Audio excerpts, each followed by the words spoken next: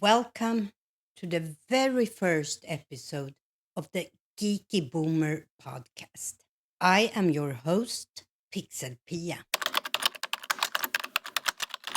If you are curious about what I mean by the Geeky Boomer, I will explain that a little later in this episode. But let me tell you a little bit about this podcast. It is an outlet for me to share my journey with technology from the late 80s back in Sweden until today, when I am 65 years old, a YouTuber, a podcaster, a website creator, a blogger, and passionate about graphic design and a tech enthusiast. I hope this podcast will be a community where not just women, but also men and the younger generation can come together and find value and inspiration, particularly when it comes to tech. My goal for the podcast is to entertain, educate, motivate, and inspire other people like me that have an interest in learning and have a little geek within them. I hope that you will be inspired to reach your potential, to achieve your goals and your dreams. Technology can be such an empowering tool for anyone.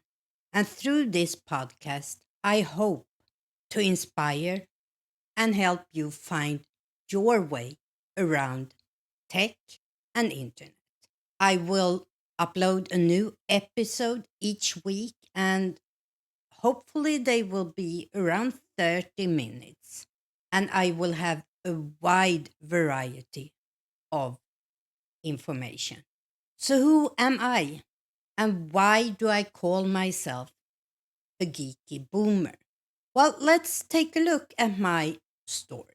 I was born in 1958 in Stockholm, Sweden. I'm the oldest of five siblings. I have four younger brothers. I eventually chose a career as a teacher, and I was teaching grade 4, 5, and 6 in Sweden. I am a product of the baby boom generation, or as we often are called, boomers. The boomers are us born between 1946 to 1964. And the name came from the fact that we were so many kids in this generation. That's why we are called baby boomers. As for the geek part, that comes from my interest of initially computers, but eventually also the internet that I was lucky to come in contact with very early. But I'm also a geek when it comes to teaching and learning. According to the Oxford Dictionary, a geek is a person deeply fascinated by or knowledgeable about a specific subject. For me, this is two subjects: tech and teaching and learning. And that includes computers, the internet, social media, mobile tech, and most recently, artificial intelligence. Despite my love for learning, I am a high school dropout. This was back in Sweden. We call what's equivalent to high school here, we call gymnasiet.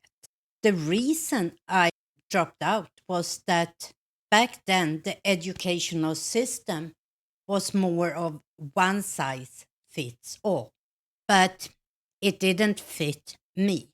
So at the age of 17, I decided to drop out and start working full time, a decision that I never regretted.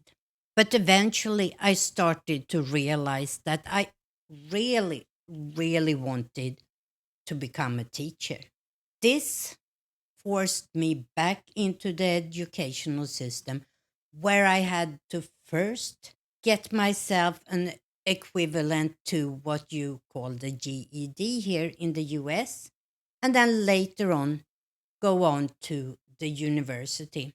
I studied to become a teacher at Lärarhögskolan in Malmö, which was a part of Lund's University. It was during this phase where I first got a little glimpse of what computer could do for us. And the first little insight into what internet could become. And with that said, let's geek out a little bit and take a look of the very early history of what was to become internet. And if you're not interested in a history lesson here, I will have a timestamp up here somewhere and in the description so you can skip this part.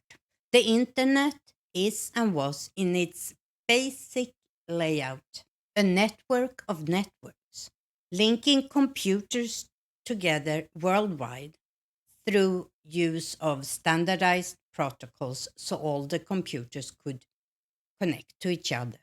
Its genesis can be traced back to the 1960s with a project that was founded by the Advanced Research Project Agency Network, ARPANET, in the United States, in creating packet switching networks, a critical element for the modern computer communication. Fast forward to the 1970s, electronic mail or email, as we call it today, was introduced. Now, let me focus a little bit about what happened in Sweden at this time. Sweden has played a significant role in the growth of the internet. Swedish computer scientists were instrumental in the development of protocols that helped to build foundations of the modern internet. Sweden was also one of the early adopters of internet technology. In fact, in 1969, the first connection outside the US was established between the University College of London and the Norwegian Defence Research Establishment, with Sweden's Royal Institute of Technology becoming an integral node shortly after. And I can actually remember when I was in ninth grade and I saw my first computer. This was at the Royal Institute of Technology in Stockholm.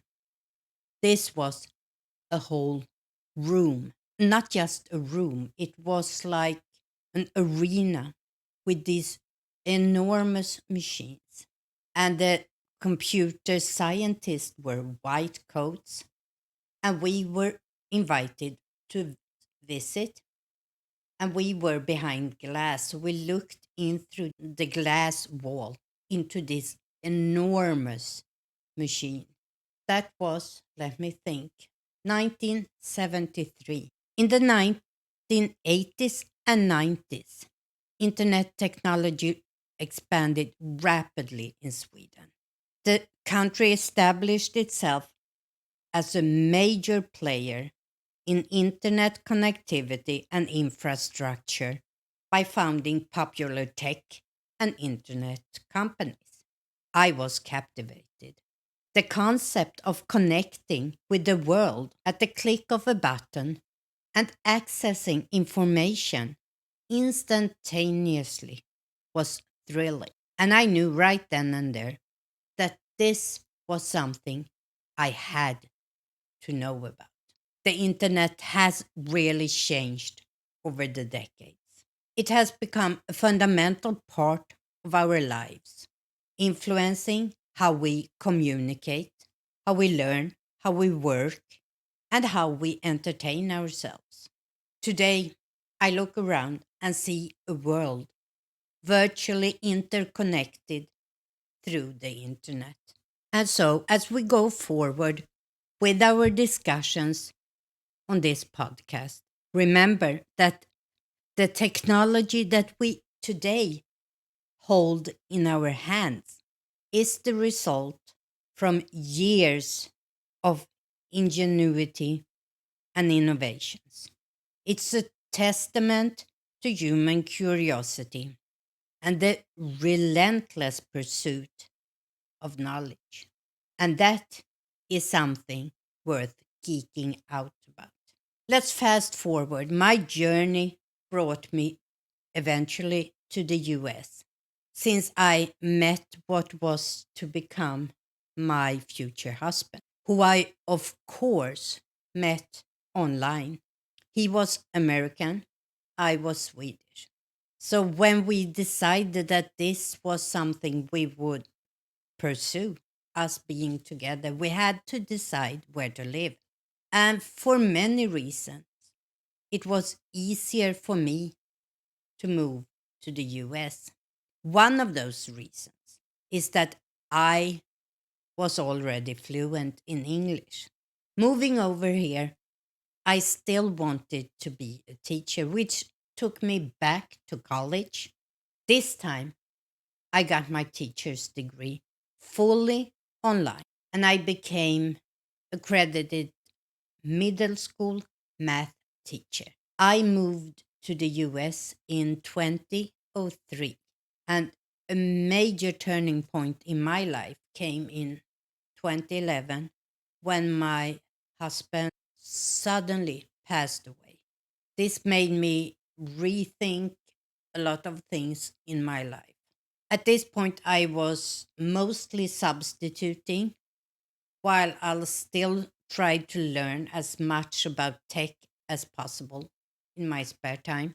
But when my husband passed away, I had to reevaluate my life and decide whether to stay or move back to Sweden. Obviously, I decided to stay for many reasons that I will talk about later on in this podcast series. But one thing I decided was that I needed to try to focus more on my real interest, which is tech and teaching and learning. When I turned 60, which was 5 years ago, I started to look at my life a little bit more in detail again.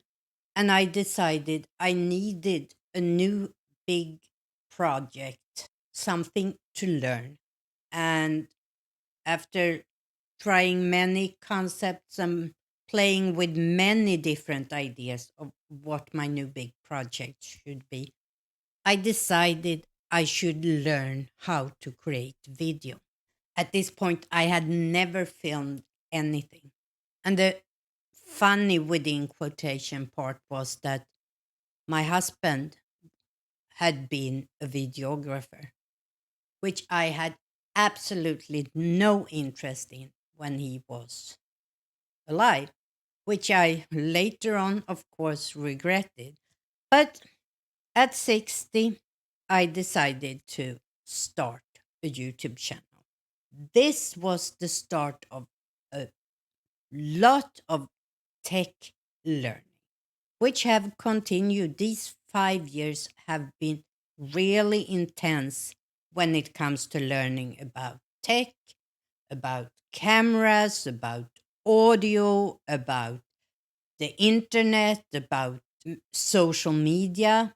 And it has been really, really fulfilling.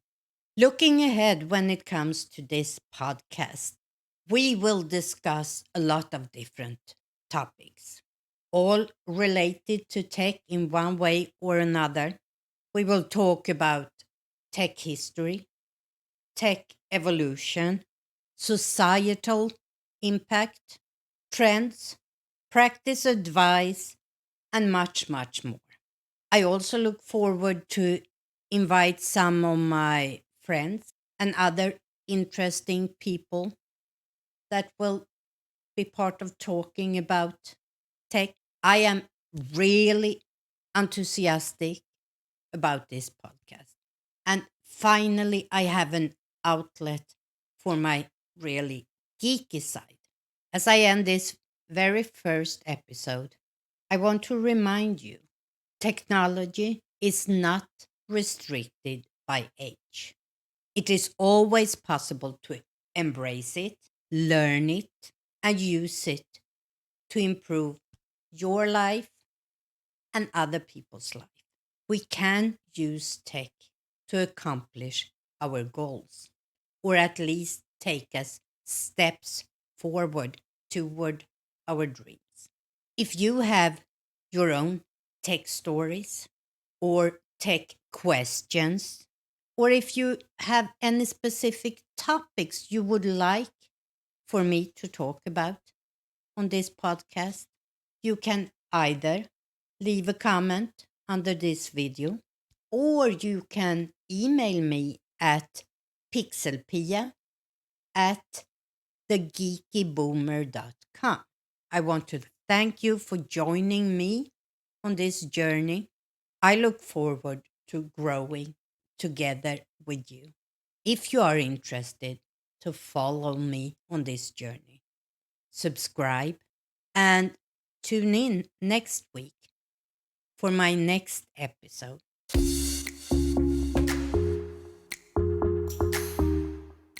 Next week will be really a memory lane walk. Embrace the tech that can improve your quality of life. Bye.